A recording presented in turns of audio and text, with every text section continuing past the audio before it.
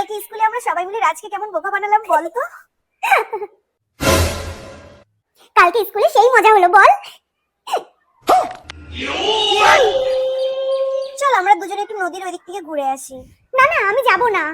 আরে চল চল, বেশি নাটক করিস না অত। না না যাব না, আমাকে বাড়িতে গিয়ে পড়তে হবে এখন। আরে শোন শোন, দাঁড়া দাঁড়া।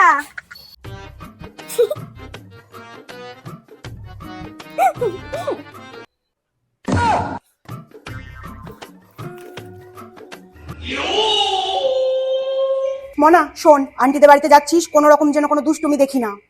না না আমি দুষ্টুমি করবই না, তুমি তো জানো আমি কত শান্ত হয়ে থাকি। হ্যাঁ সে তো আমি জানি, এবার চল। চলো। বাবা করেছো কি, এত খাবার দিয়েছো, এত আমরা খেতে পারি নাকি?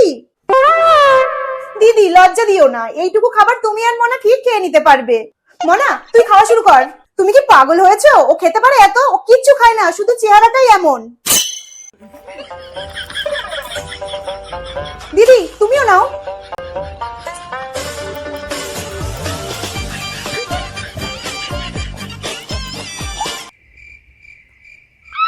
বল আর হ্যাংলামো করবি লোকের বাড়ি গিয়ে? কোনোদিন করবো না।